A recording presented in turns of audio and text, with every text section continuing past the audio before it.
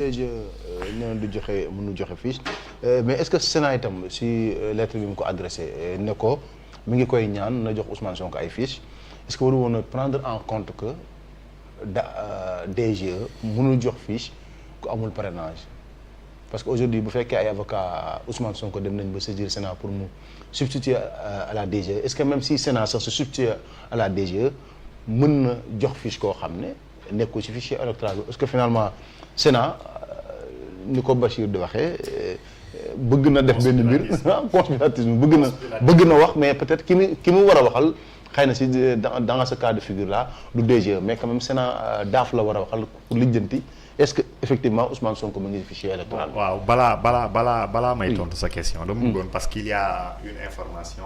très très importante. Un communiqué du président de la République. Oui.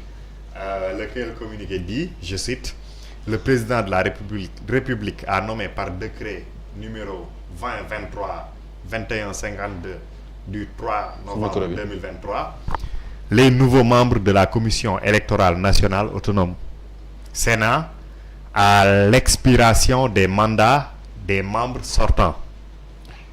Le chef de l'État a par ailleurs nommé monsieur Abdoulaye Sylla, inspecteur général d'État à la retraite, et monsieur Ndari Touré, magistrat à la retraite, respectivement président et vice-président de la Commission nationale électorale. Ça veut dire que Doudou Ndir quitte. Son mandat était terminé, quoi qu'il en soit. Après, est-ce que ce n'est pas une sanction parce que il rajoute au quiproquo politique qui existe? Est-ce que ce n'est pas une sanction? Donc l'information mooy ça. Doudou Ndir mandaam jeexoon na bu yàgg mais dañ ko fa bàyyi woon. Quelqu'un m'a dit, je crois que quelqu'un m'a dit avec qui j'ai discuté mu ne ma bokk na ci faiblesse su Doudou Ndir booy sentir ci lettre bi mu def mooy que ni moom il n'était plus légitime parce que mandaam dafa jeexoon. donc maintenant nekkatu fi. oui administrativement nag. oui parce que mooy un peu li daloon Nafi Keita xaw ma affaire yooyu noonu administrativement est-ce que du tamit une sanction Macky Sall nekkul di ko wax ne da nga dugg c'est-à-dire que da nga tuumaal sama administration ci loo xamante ne nangam donc ñu balaye ko profité ci sa retraite. Ça peut être le cas. Mais pour ñëwaat sur ta question xam nga et dafay bokk ci lii man j'avais jugé que Sénat dafa xaw a outrepasser li nga xamante ne moom mooy ay prérogatives am parce que Sénat ses prérogatives dafa yam strictement en matière électorale. Sénat mënul arbitrer ci diggante une direction générale ak justice. suñ nekkee ci benn également ce n'est même pas un combat ou un conflit mais le tribunal d'instance de Ziguinchor à travers son président Sabassi dafa joxe décision ne nañ jox Ousmane Sonko ses fiches de parrainage et autres.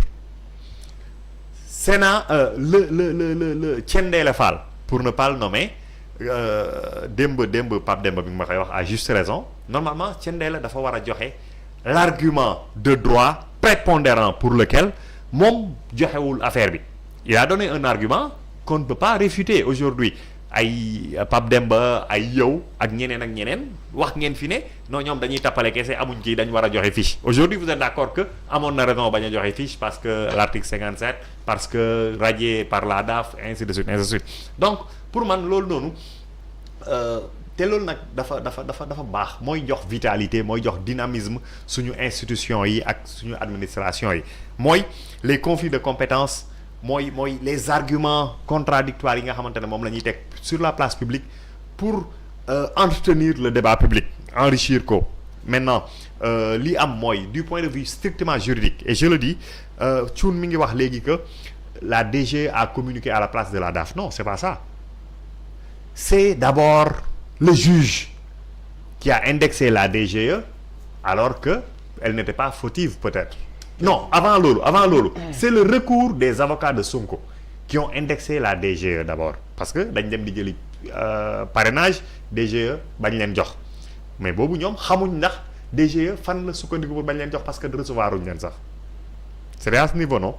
C'était d'abord à ce niveau ñu dem tribunal indexé la DGE muy benn ñoom ñu xëyaat dem DGE muy ñaar ou ñett donc il était évident que DGE dafay jug def communiqué maintenant dafa am lu mu wax ne DGE dafa wax ci place su mënoon na leen wax ni du man daaf la mais su defoon loolu tamit la DGE aurait été très généreuse envers c'est-à-dire que c'est comme si la DGE avait fait de la consultance pour orienter alors que ce n'est pas forcément c'est-à-dire c'est peut-être même son rôle c'est un devoir de clarification aussi. waaw mais justement clarification mooy tax mën na wax tamit ne man kat ci man ngeen ñëw man mënu ma leen jox parce que mais li doon gën a simple mooy mu ne leen mais allez vers la DAF vous n'avez pas frappé à la bonne porte mais loolu suñu ko defoon justement dans son esprit j'ai dit que l'administration n'est pas à équidistance des différentes chapelles par contre elle use d'arguments de droit pour que jàppale ki mu bëgg jàppale xeex ki mu bëgg a xeex donc su ko defoon dafay généreuse trop envers les avocats de Sonko nga xamante ne ils sont payés pour nag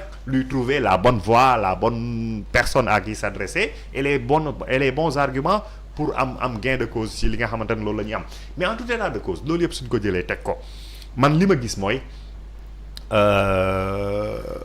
ku nekk yaa ngi jéem a ut les arguments de droit pour fonder yow li nga xamante ne moom nga bëgg wala moom ngay laaj et aujourd'hui dafa mel ni on va vers un dénouement ci affaire bi au moins du point de vue kan la waa avocat yi Sonko yi war a waxal ak lan lañ koy laaj ak yan argument la ñuy teg pour laaj ko maintenant ma seule crainte mooy benn bi mooy le premier argument que tu dis contradictoire au second alors que man jàpp naa ni ce n'est pas du tout contradictoire c'est des arguments qu'on peut conjuguer et wax naa la ko fii en prenant l'exemple de CNM et des différentes émissions qui s'y déroulent mais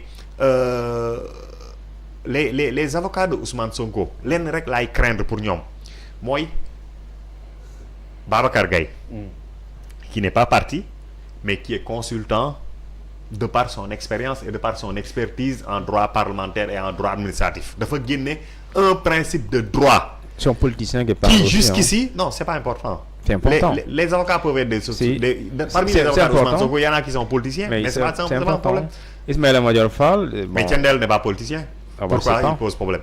Thiendella n'est pas politicien. Il ne pose pas problème c'est ce qu'il signe qui pose problème. Ah non oui. waaw mais d'accord ok mais donc lenn rek laay craindre pour ñoom mooy le principe énoncé par le doyen Babacar Gaye j'y reviens DGE waxuñ ko explicitement mais dafa mel ni fa lañ galgalu taxaw suñ songee daaf également foofu lay wax donc fi mu ne nii xam nga lan moo ci des lan moo des ci délai yi. bon ce principe boobu c'est bien parce que nit ñi chaque jour dañ koy peut-être. mais man Fallou yow yaa war a interroger nit ñi. pour ñu wax moom laay lire. pour ñi nga xam ne. xamuñu principe bi Babacar Gaye wax. parce que dafa expliquer que administration même bu fekkee le recours n'est pas suspensif mën na utiliser le principe le privilège du préalable ba li mu dogal mu koy jëfe ba keroog jugement bi di définitif.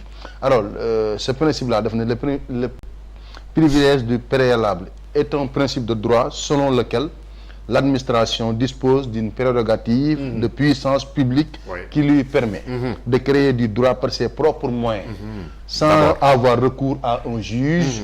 Ces décisions produisent des effets de droit immédiatement. Voilà. Et unilatéralement, il peut le faire unilatéralement. C'est-à-dire que sans consultation, sans référer à quiconque.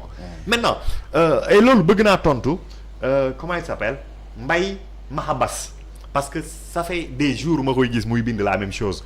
À savoir comment une administration peut délivrer des fiches de parrainage à un parti dissous. Parrainage yi c'est pas pour le parti Pastef c'est pour le candidat Ousmane Sonko mu am mandataire am du affaire u parti élection présidentielle du loolu c'est un candidat moom mooy am mandataire mu dem retirer des fiches ñëpp noonu lañ def. et puis même le parti dissous parce que justement est-ce que APR day dem élection.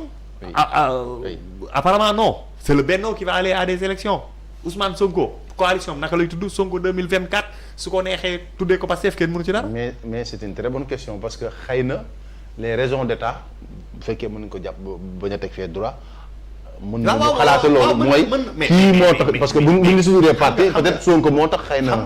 ci seen gis-gis loolu tam xam nga quand on parle de raison d'État. oui il faut mettre à côté ce qu'on peut appeler le secret d'État. Les raisons d'État fondamentalement on n'en parle pas. C'est dans le secret d'un cabinet qu'on en parle mais duñ ko wax public bi.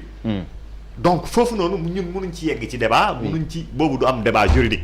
ba moom dañ naan. Bon, lii la lii la il est aussi le chef du parti dissous Mahabas. waaw waaw mais après mais il ne se prévaut pas. Oui. de ce parti-là pour demander parce que. Le parti est dissous. su fekkoon ne affaire de parti la pourquoi ñu am 5 nit yu dem jëli parrainage. Guy Marius Sagna dañ yónnee na. Oui, c'est vrai. jox nañ ko. keneen ak keneen yónnee na. 5 parti personnes. mënul am su doon parti rek parti mënul am loolu. donc pour répondre à sa question à ce niveau-là. mais daal en tout cas man li may wax mooy les avocats le dernier truc bi ñu def c'est-à-dire que demander à la Sénat de dessaisir la DG et de se substituer à elle. loolu tamit ci xeex bi la bokk. nañ xool Sénat naka lay réagir. D'accord. mais est-ce que toll nañ ci niveau bi parce que la Sénat n'a pas fait et loolu noonu xam nga war naa discuter ici ngeen ne ma woy l'invite c'est une injonction. Non. mais relis la lettre des avocats ñoom dañuy wax ni dañ ne Sénat defal injonction Sénat def invite ça veut dire que ñaar yooyu du benn. invite Ok. c'est totalement diplomatique et sans contrainte aucune. D'accord. Thioune. loolu ñoom xam nañ ko. Thioune dàq bi ñu dàq